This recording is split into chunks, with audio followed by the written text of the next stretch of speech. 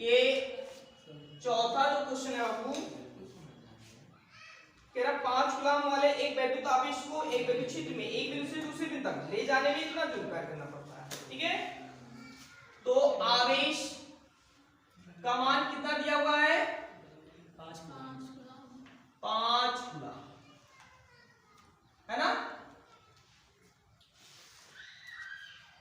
और एक बिंदु से दूसरे बिंदु तक ले जाने में कितना ऊर्जा व्यय होता है? 25 जूल। तो ये हो जाएगा कार्य को W से लिखते हैं, ये हो जाएगा 25 जूल हो जाएगा। उसके बाद पहले बिंदु का विभव कितना है? 10 वोल्ट है ना। तो ये हो जाएगा पहले बिंदु का विभव, इसको हम मान लेते हैं बाबू VA। क्या मान लेते हैं? VA। इसका कितना दिया हुआ है मान? 10 वोल्ट है ना। और दूसरे बिंदु का विभव, दूसरे बिंदु का जो विभव है मैंने क्या माना? V इक्वल क्वेश्चन मार्क, हमको यही निकालना है ना। तो विभवांतर का फॉर्मूला क्या होगा? कार्य बटे आवेश, कार्य बटे आवेश हो जाएगा। तो ये जो विभवांतर है वो दो बिंदु के विभव का अंतर होता है। तो मैंने दो बिंदु माना बाबू VA माइनस VB इक्वल क्या हो जाएगा?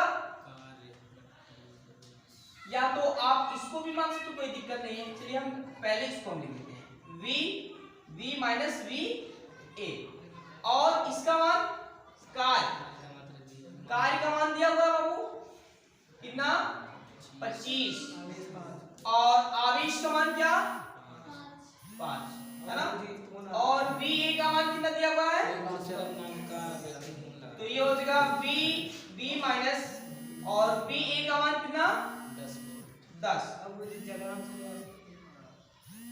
क्या बाबू?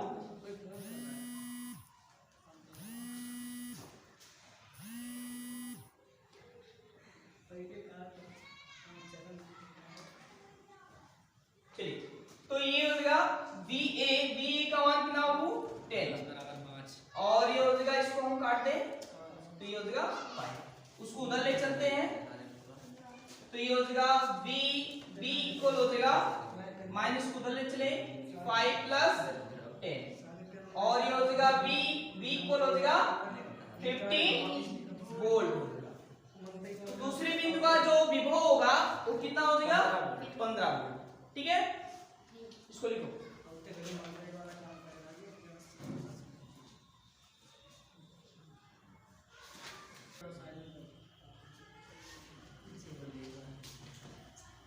इसमें वाले क्वेश्चन में बाबू ठीक है कि ये अलग अलग बिंदु आवेश दिए हुए हैं। अगर ये अलग अलग बिंदु आवेश ना दिए होते तो ये वैद्युत ध्रुव के होते, या तो अच्छी स्थिति के लिए होता या तो निरक्षीय स्थिति के लिए डायरेक्ट फार्मूले पे लगा सकते थे। लेकिन ये बिंदु आवेश अलग अलग है। ठीक है, इसमें कह रहा एक 9 माइक्रोकूलम के बिंदु आवेश से 5 मीटर की दूरी पर -2 माइक्रोकूलम का दूसरा बिंदु आवेश वायु में रखा हुआ है। इन दोनों आवेशों से 3 मीटर की दूरी पर स्थित बिंदु पर वैद्युत विभव की मान की गणना कीजिए। हमने पढ़ करके आए भी है पहले वाले चित्र में कि बिंदु आवेश के कारण एक बार वैद्युत क्षेत्र की तीव्रता का फॉर्मूला निकाले थे, एक बार वैद्युत विभव का। तो बिंदु आवेश के कारण जो वैद्युत विभव का जो फॉर्मूला था 1/4 pi epsilon not Q by R, तो इसकी सहायता से हम निकालेंगे और दोनों आवेशों के लिए अलग अलग विभव निकालेंगे। ठीक है, और फिर निकाल करके तब उसको जोड़ेंगे, तब वहां परिणामी विभव हमको मिलेगा। ठीक है, तो ये हो जाएगा, इसमें दिया हुआ है कौन सा बचा आपको पांचवा। ये हो जाएगा बिंदु आवेश, तो ये हो जाएगा Q1। Q1 का मान कितना दिया हुआ है 9 माइक्रोकूलम। इस माइक्रोकूलम को चेंज कर देते हैं 10⁻⁶ कूलम। और Q2 का मान कितना दिया हुआ है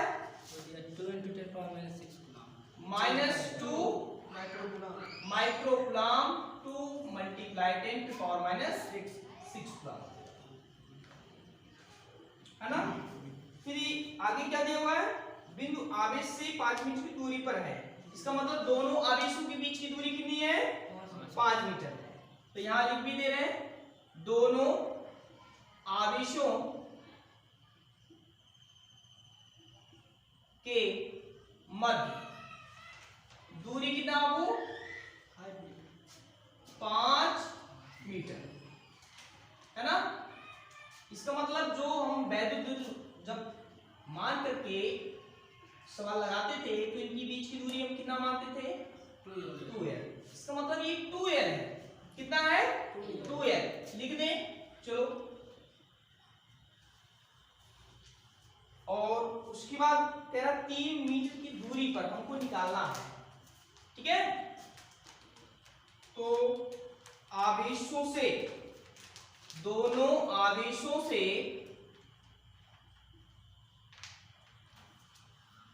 से 3 मीटर की दूरी पर वैद्युत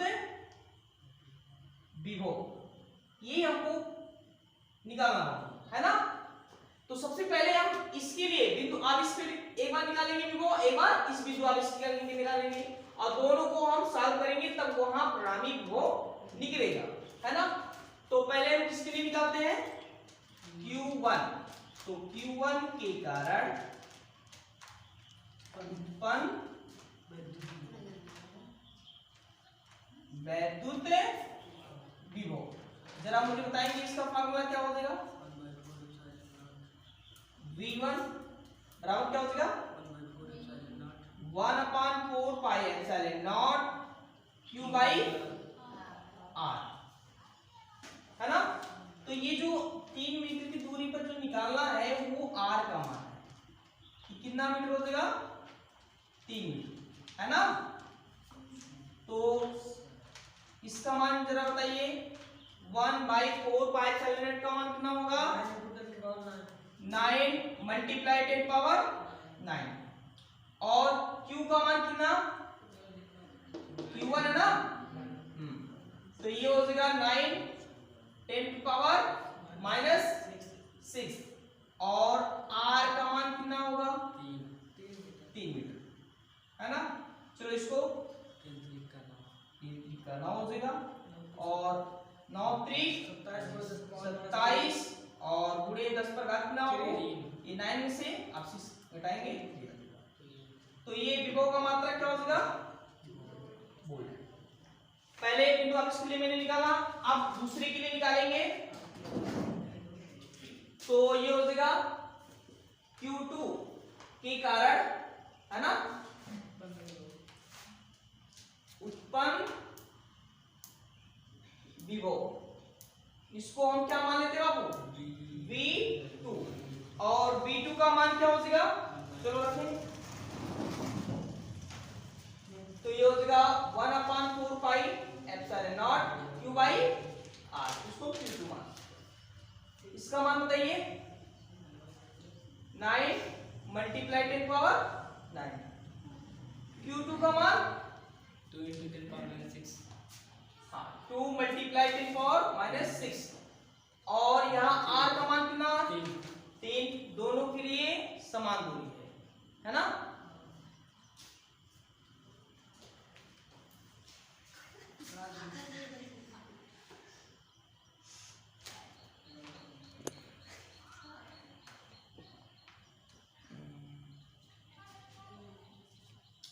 चलिए सर मिस्टेक हो गया थोड़ा सा।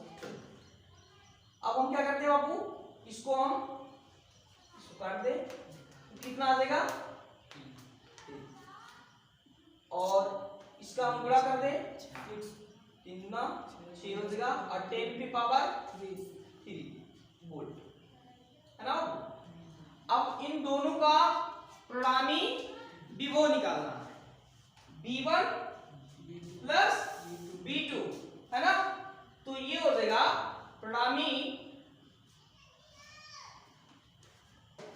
विभव, है ना। तो जो परिणामी विभव है, अब ऐसे ही ऋणात्मक आवेश कण, इसको हम लिख सकते हैं माइनस, है ना। तो इनका जो परिणामी विभव आएगा V1 माइनस V2, तो V1 का मान कितना है, कितना 27 गुणे 10 पर घात कितना, और यहाँ माइनस V2 का मान, ये माइनस केवल दर्शाता है कि इसका जो है किस तरह से है, मतलब ऋणात्मक है कि धनात्मक, ठीक है। तो यहाँ से परिणामी निकालेंगे तो वो बड़े में से छोटा, ठीक है, अंतराल। तो ये हो जाएगा V2 6 मल्टीप्लाई 10 पावर 3 हो जाएगा। अब इसको घटाएंगे, 21 गुणे 10 पर घात वोल्ट हो जाएगा, तब ये परिणामी विभव निकलेगा, ठीक है। अगर ये दोनों आवेश के मान समान होते तो 100% ये किसके लिए बनता, निरक्षीय स्थिति के लिए, निरक्षीय के लिए, क्योंकि दूरी इसमें समान है और निरक्षीय स्थिति में ही दूरी जो होती है समान होती है। जैसे ये दो बिंदु मैंने लिया Q1 और Q2, अब ये यहाँ पर बिंदु है तभी तो दूरी समान होगा दोनों के लिए। अगर ये इस अक्ष पर ये होगा तो इसके लिए दूरी कुछ अलग होगा, इसके लिए दूरी अलग होगा, ठीक है। तो इसको इस तरह से क्वेश्चन को लगाइए, अब प्रत्येक बिंदु आवेश के कारण जो है विभव निकाल करके उसका परिणामी विभव निकालेंगे तब आएगा, ठीक है।